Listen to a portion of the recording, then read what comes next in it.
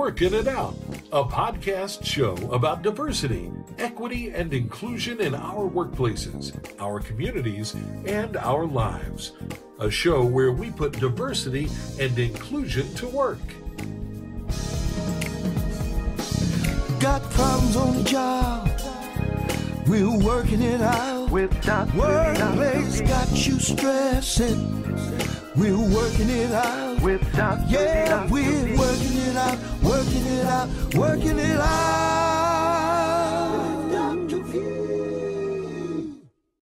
Welcome, I'm Dr. Vanessa Weaver, your host of Working It Out. On this episode, I'm joined by Patricia Mota, who is President and CEO of HACE, the Hispanic Alliance for Career Enhancement. Having experienced the education and career opportunities gaps firsthand was eye-opening and shocking for Patricia as a high school student and then as a first-time professional. Since then, she has made it her personal mission to close these gaps.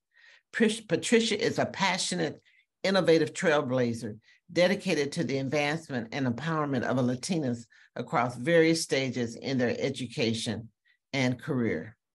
Patricia has 15 years of demonstrated success building relationships and effective programs.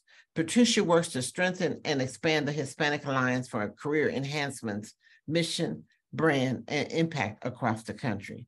We are so fortunate to have her here with us on Working It Out. Welcome, Patricia. Thank you, Dr. Weaver. Happy to be here. I really appreciate the time you're taking to be with us. You have chosen to be involved in the business of helping organizations and individuals understand what it is that Hispanic and business face besides just getting the job done. But before we dive into the what and the why it is that you do what you do, I want our audience to have some background information.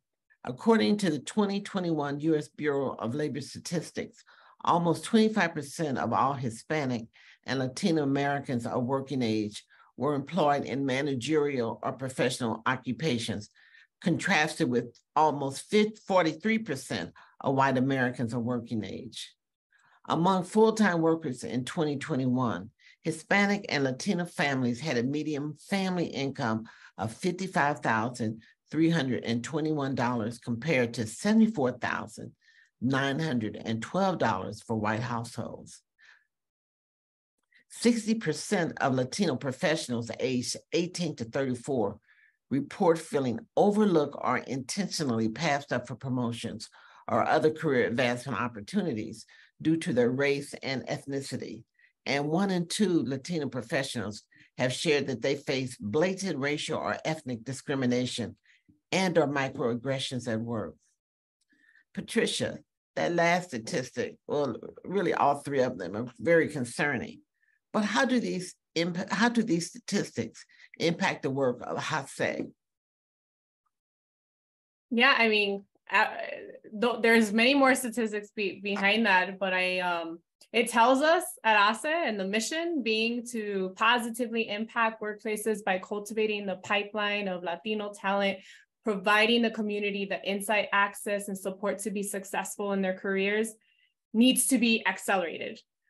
Meaning we need to double down, we need a partner, we need a line across industries, we need a line across other organizations to ensure that we are fulfilling this mission and helping close those gaps that currently exist. I think that's part of the data. You look at corporate America, for example, we've got in senior level roles, 4% that are of Hispanic Latino background, and women, Latinas specifically, it's 1%.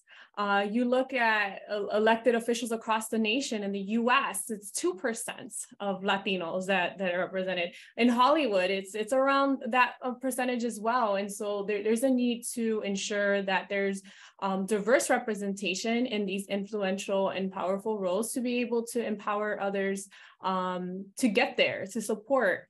Personally, as having experienced, some of the challenges myself, being Latina, being Mexican American, the daughter of immigrants, being a first generation, going into my college education, going into professional workforce.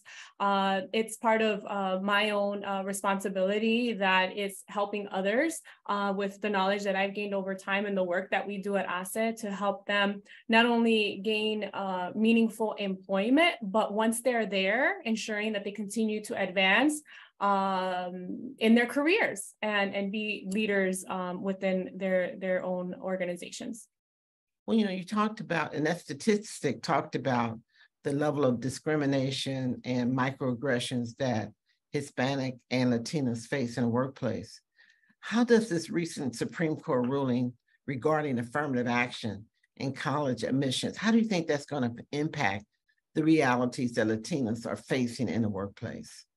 Yeah, I think unfortunately, that was unfortunate that happened. I think being a benefactor of affirmative action myself and many of my peers in the Black and Latino community also, it's saddening. It saddens me that happened because individuals continue to be discriminated against and have least access to resources and opportunities because of race, socioeconomic status, gender, many other identifiers. So ending policies to protect these classes is a huge step back for our country. And so I think the need is there for us to continue to accelerate equity with proper financial resources, programs, and ensuring that there's access to those that need it most. And so at HACE, we're doubling down. We're part of our programs is building equity and meeting individuals where they are, helping our 200 and around 200 corporate partners and 97,000 members across the country with the proper resources and tools to help them. In terms of corporate America or employers in general, there's a ripple effect. They're going to have least access to diverse talent that are no longer attending these institutions. And then HBCUs or HSIs, Hispanic serving institutions, are going to be inundated with more students and going to need additional resources to be able to support them. And so there's a lot of factors that come into play. And for HACE, it's continuing to double down in the programs, continue to communicate where we stand and continue to do the right thing as it pertains to serving our community, those that need access to meaningful employment, those that need professional development opportunities, and thought leadership for our employer partners to share best practices. Well, Patricia, can you give us an example of a program that you offer for Latinos and Latinas that deals with microaggressions in the workplace? In fact, why don't you define what a microaggression is and how does that show up? I mean, how do you experience it? Yeah, no, it shows up in many different facets. I think there's blatant examples and then the not so blatant examples, where you get the folks that are touching the hair or saying, oh, that's really bright colors that you're wearing today, or the loud Latinos or the passionate Latina, right? You're so passionate. So there's a lot there, and we hear it in our programs. The way that we carry out our mission at HACE is through three core pillars. One is through what the organization originally began on, was being able to connect employers to talent. So the talent acquisition, hiring programs and services, career board, job, career fairs, specific recruitment series, targeted recruitment series. But the second area, which began 15 years ago, so in 2008, which is what we consider our pipeline and leadership development programs that start as young as the high school level to, I'm very proud to say now, advanced leadership and all in between. That provides individual coaching, mentoring, culturally relevant content. But what I'm most proud of, it's enabled HACE to create a multi-generational support network where we have executive senior leaders coming back as subject matter experts, guest speakers, trainers, mentors, and those in the careers doing the same for early career professionals and those and our students. So it's really helped us build that pipeline where folks are able to talk about the microaggressions that they're experiencing in a safe space, but most importantly, know how to be able to go back into the workforce and advance in their careers, make transitions that needed, get promoted, advocate for themselves, and increase the pay, because we also see that there's a pay gap. That Latinos, that women, especially women of color, face, and so helping them with the tools and the resources to be able to address that.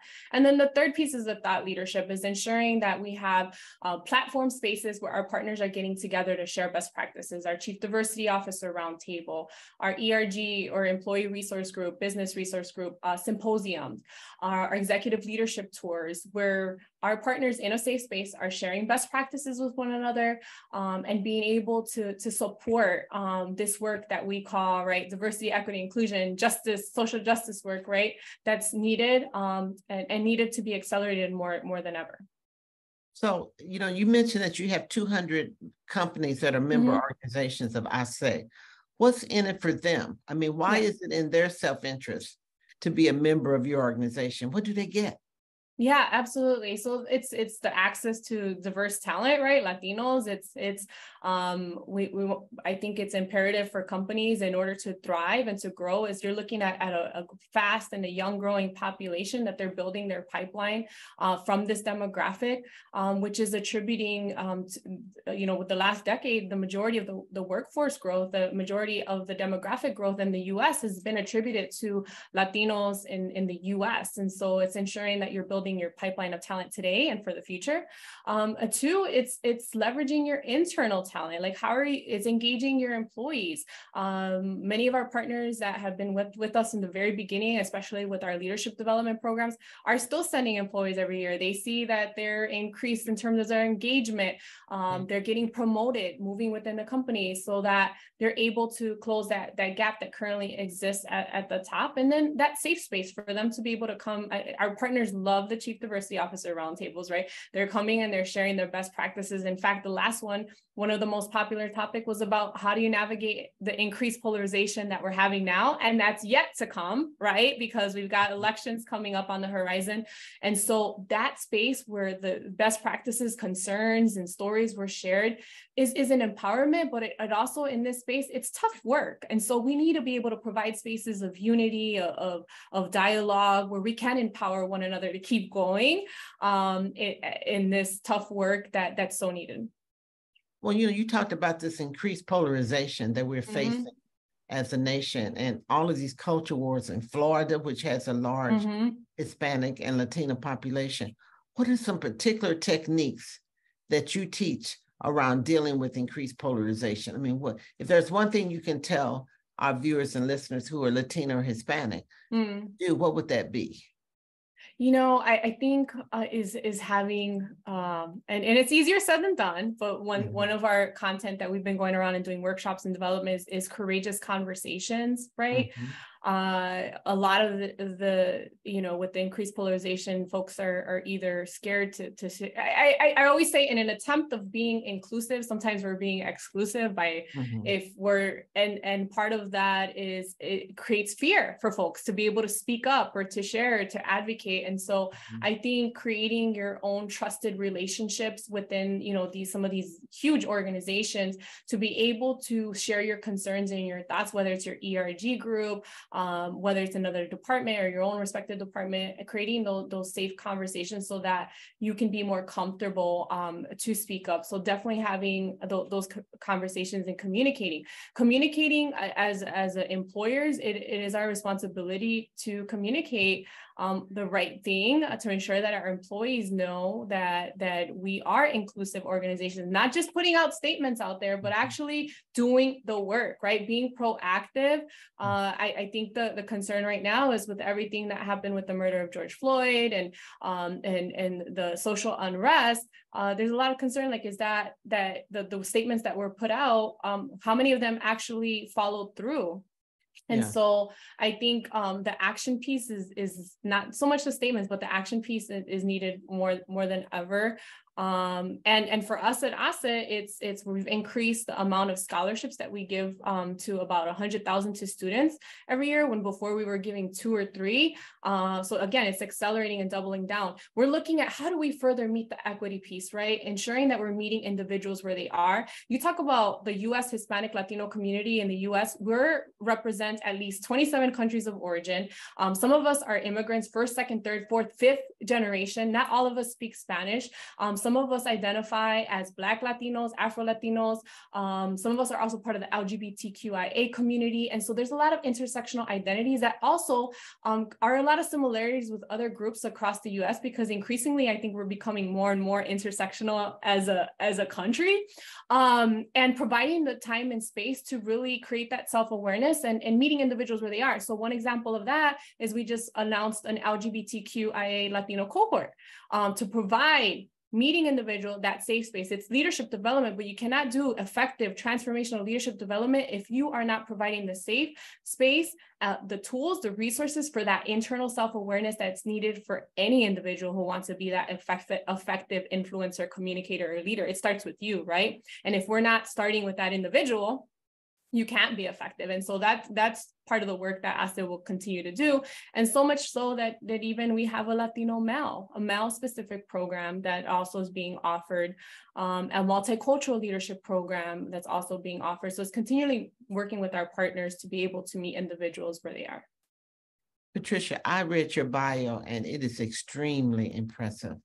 15 years of working to create innovative programs and strategies to address the needs of Latinos and Hispanics in the workforce. I'm curious, what is your why? I mean, how did you get involved in this kind of work? Why did you choose it?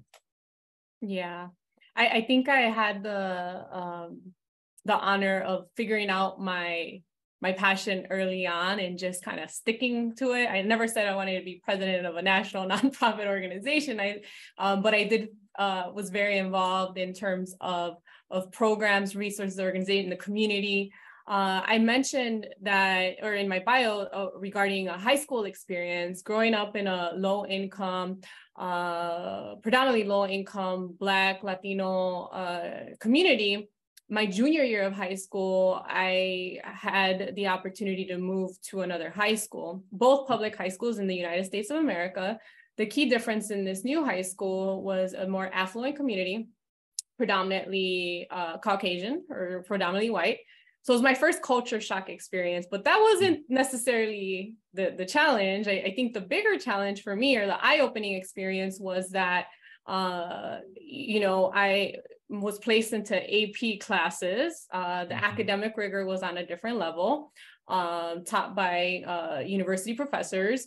I was meeting with my guidance counselor often, which in my original high school, there were no AP classes. My guidance counselor met once, maybe twice a year, if we got lucky.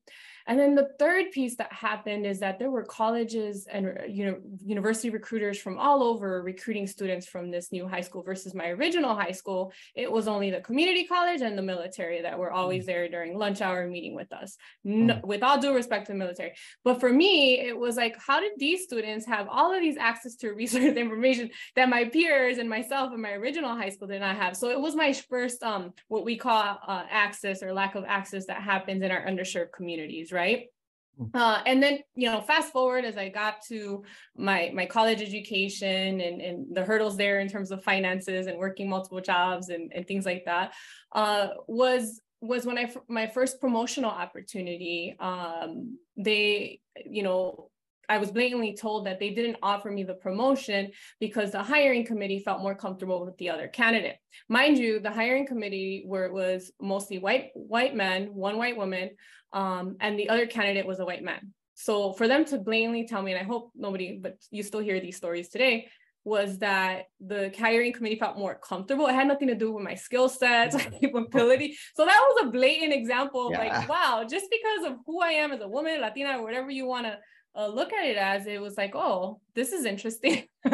So those two key things really stand out. I mean, there's a list, and I hear many stories from folks that I've encountered as too. But also because of my parents being, the daughter of immigrants and all of their sacrifices and those that have come before them, I try to do not only become the best version of myself, but help others do so, to try to justify the sacrifices that they've done for my siblings and I to do better, to get an education, and to do well.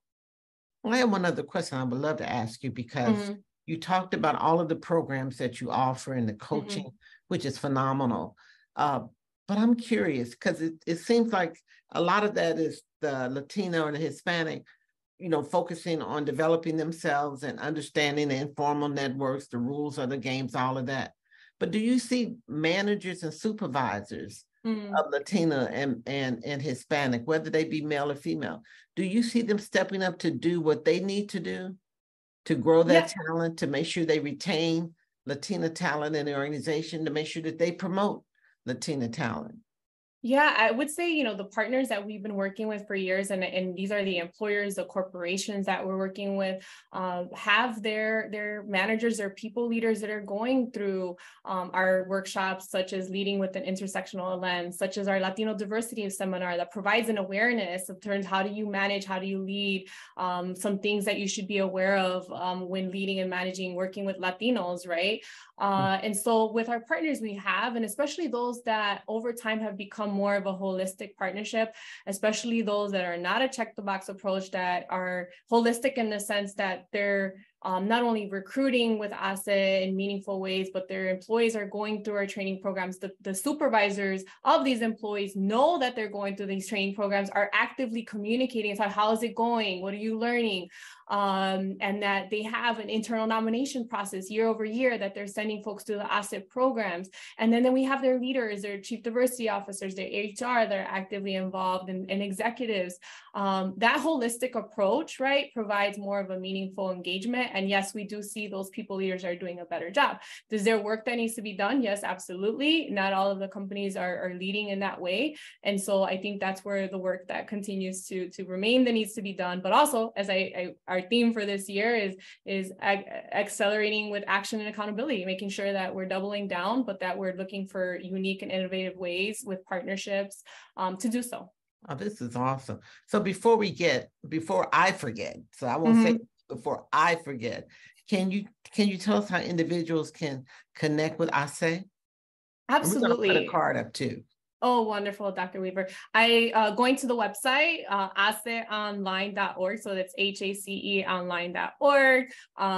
We have an opportunity for folks to sign up so they can receive our information for free. Our programs and all of the offerings that we offer are also on there if you're interested in being able to sign up as an individual. There's scholarship opportunities as well to be able to participate. And then, of course, for the employers that are seeking to connect with us, you can also sign up on the website. Our social media channels, LinkedIn is fairly popular for us as well. Okay. Well, we're going to run out of time as we always do with such interesting guests like you. But before we close our show today, I would love for you to share what are the top 3 things an individual, a Latina or a Latino individual should do to ensure their career success. Yeah, I mentioned this earlier. I as a certified coach, a leadership development practitioner, I think the number one thing is always, no matter where you are in your career, because I still practice this often, is increasing your self-awareness in terms of your strengths, your capabilities, how you identify your values, your foundation. Why is it that you're passionate about certain things, not certain things? Doing that self-assessment, whether it's writing in a journal, whether it's using tools like we use Insights Global Discovery for all of our programs, MBTI, StrengthsFinder. Really, that self-discovery piece, I think, is an evolution for all of us, because the more that you're self-aware, your strengths, capabilities, challenges, the more you become effective at influencing, communicating with others. Like, you're able to adapt. Like, maybe with this individual, I need to communicate one-on-one. This one, I need to be high level and I need to be out, because I think that's the key to everything in terms of building inclusion, is that effective communication. alienation. And then secondly, in addition to that self-awareness is building and cultivating your network, meaningful relationships, meaning you're not just asking, but you're providing value in exchange that align with your goals and your skill sets. Okay. So the self-awareness and self-discovery is number one. Meaningful relationships. What would be the third?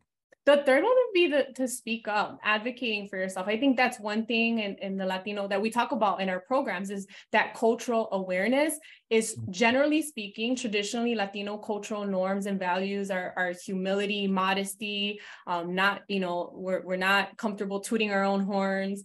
We are very collective. We don't say I. Well, Patricia, we could go on and on. We do this kind of work in my firm, Alignment Strategies. And even though working in this area for many years, I learned a lot from you today. So thank you so much for sharing the story of HACE's important work. And then to our audience, if you enjoyed this conversation, please like us and share our episode and subscribe to the Working It Out podcast.